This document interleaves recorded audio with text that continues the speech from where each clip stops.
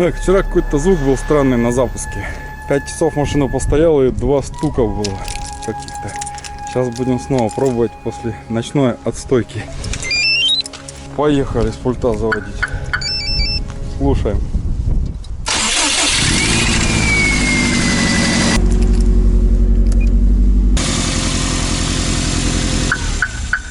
А на повторном запуске почему-то бендикс уже нормально все идет.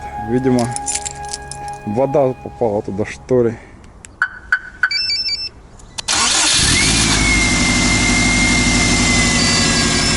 На повторном уже на второй раз ничего такого нету.